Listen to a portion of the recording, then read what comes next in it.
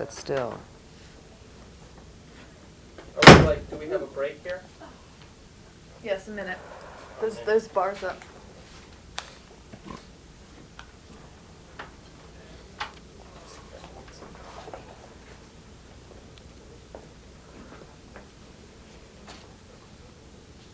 Can I run get some coffee? Yeah.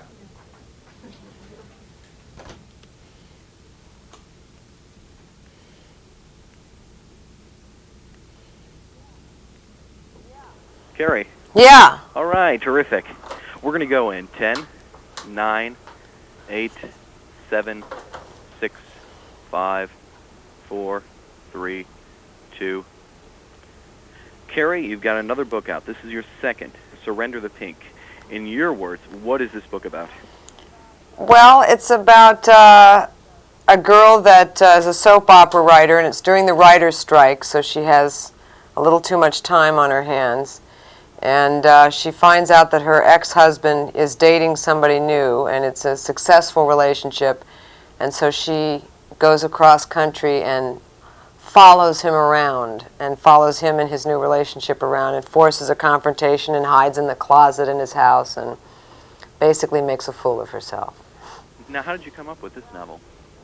Well, it was just sort of a fantasy of mine when you hear that a former partner of yours is enjoying, you know, domestic bliss. I don't think there's many people that could jump for joy at their newfound happiness. And if you're not in a new relationship, it's sort of, you feel like you're the sort of dysfunctional partner then. So you become very curious as to how it actually is working.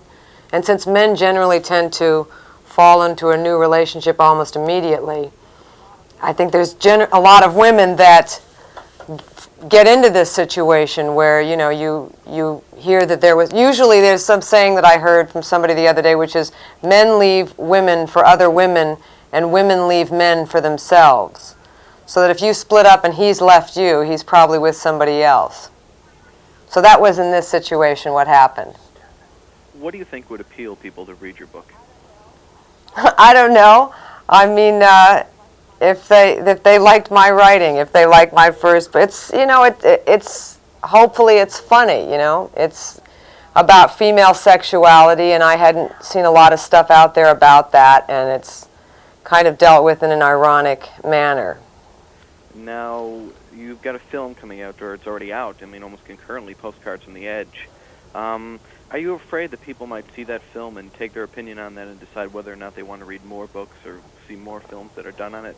Well, I'm not really afraid. I mean, I think that the movie is pretty good, and it has good writing in it when it does. I mean, I'm harder on myself than maybe other people would be, depending on which review you read. So, you know, I don't know. It's hard for me to know those things. If I could know that, I would probably play the stock market. Yeah, really.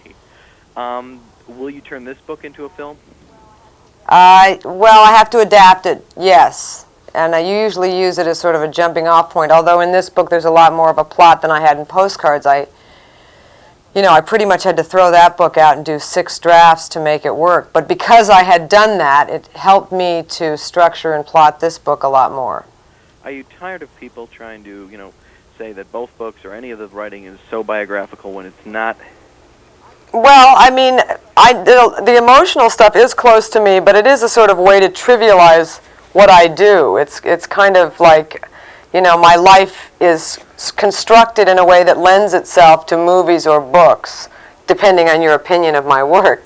But it doesn't sort of like allow for the fact that there is some craftsmanship that goes into making these things. But I think it's hard for people to believe that a celebrity or a woman could do anything much. As an actress, you've done a lot of work. Anything coming up? Maybe, you know, When Harry Met Sally Part 2? Yeah, When Harry Left Sally. Yeah, right. No, I'm coming out in a movie called Sibling Rivalry with Kirstie Alley, and I play a gynecologist. And Jamie Gertz. Okay. Mm-hmm. Okay. If you could tell someone right now one thing that would make them go out to the store and buy that book, what's it going to be?